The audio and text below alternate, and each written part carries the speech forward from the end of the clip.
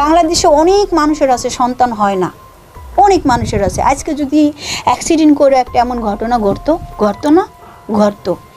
এই সাকিব ছাড়া অ্যাভেলেবেল মেয়েরা অনেক ছেলেদের পুরুষাঙ্গ কাটছে না, কেউর কিন্তু এমন নিউজ হয়নি। এই ভাইরাস দুইজন মানুষ, আজকে এইটাও মানুষের একটা শিক্ষা হবে, মেয়েরাও শিক্ষা পাবে, ছেলেরাও শিক্ষা পাবে। এটা খোদার একটা গজব। কোর্টে তারা যে জবানবন্দিটা দিয়েছে তাদের বক্তব্যটা শুনলাম।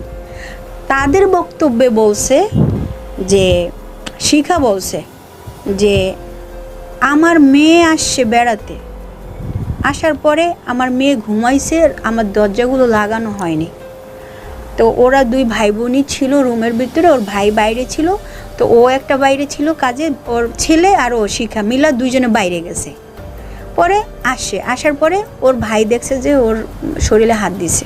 তখন বলছে যে আপু, যে ও তো কোরআন শরীফ সে কসম কার স্যার কখনো এমন কাজ করবে না। তখন শিখার মাথায় নাকি আগুন উঠে গেছে যে এই যে আপনি যখন ফোনে শুনেছেন আসলে কি শুনেছেন, এবং আপনি কিন্তু শুনে কিন্তু হসপিটালে গিয়েছিলেন এবং বলেছিলেন যে আসলে পুরো ঘটনাটা আপনি। দর্শক, সাম্প্রতিক সময়ে যে ঘটনাটি নিয়ে আলোচনার কেন্দ্রবিন্দুতে রয়েছে বর্তমান সোশ্যাল মিডিয়াতে ব্যাপক পরিমাণে, জুনিয়র সাকিব বা সাকিব খান যিনি রয়েছেন তার কণ্ঠকে তিনি ব্যঙ্গ করে বা কণ্ঠ নকল করে জুনিয়র যে সাকিব রয়েছেন তার যেই পরিকল্পনা বা কর্মকাণ্ড রয়েছে সেটি নিয়ে আলোচনা করতে যাচ্ছে, যেখানে দেখা যাচ্ছে যে তার কিন্তু ক্যাচিং, বুঝতে পারছেন যে ব্যাপারটা। সম্পূর্ণ এই ভিডিওটি আপনারা ভিডিও শুরু থেকে যে স্কিপ দেখেছেন, সম্পূর্ণ ভিডিওটি দেখার পরে আপনাদের কি মনে হচ্ছে জুনিয়র সাকিবের যে কর্ম, সেই কর্মের ফল বা যে অপকর্ম রয়েছে সেই অপকর্মের ফল কিন্তু ইতিমধ্যে ভোগ করা শুরু করে দিয়েছেন তিনি।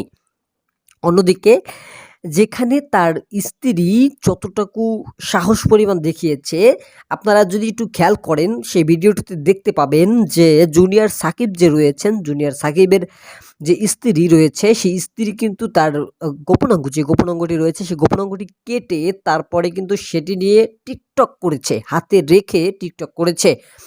দর্শক শ্রোতা, কতটুকু সাহস বা কতটুকু মনুষ্যত্বহীন হলে এরকম একটি কাজ করতে পারে। অন্যদিকে তার যেরকম কর্ম রয়েছিল সেরকম কর্মর ফল তিনি কিন্তু পেয়েছেন। আপনারা এই ভিডিওতে যা শুনলেন যে পুলিশের কাছে যেই বা আদালতে যে উপস্থাপনা করেছেন তিনি, সেই উপস্থাপনা দ্বারা বোঝা যাচ্ছে যে তার কিছু কর্মের ফল রয়েছেন। অন্যদিকে একটি ঘটনা কিন্তু আপনাদের জানা দরকার বা জানা থাকা দরকার। সেই ঘটনাটি হলো যে জুনিয়র সাকিবের আগে যে স্ত্রী রয়েছেন তার সেই স্ত্রীটা কি দুটো বিয়ে হয়েছে, অন্যদিকে জুনিয়র সাকিব যে রয়েছেন তারও দুটো বিয়ে হয়েছে। তারা জানা সত্ত্বেও দুজন জানতেন যে তাদের আগের বৈবাহিক সম্পর্ক সঠিক হচ্ছিল না বা বৈবাহিক সম্পর্ক ছিল, সেখানে থাকা অবস্থায় তারা কিন্তু বিয়ে নিজেদের ইচ্ছা মতোই করেছেন। অন্যদিকে সেই বিয়ে করার পরপরই কিন্তু তার যেই আগের ওই যেই শিখার যেই আগের দুই স্বামী ছিল সেই স্বামী কিন্তু তাদের পরিবারে আসতো বা তাদের সাথে তারা সময় কাটাতো, কিন্তু সেটাকেই ক্যাচ করেই যত ঝামেলা।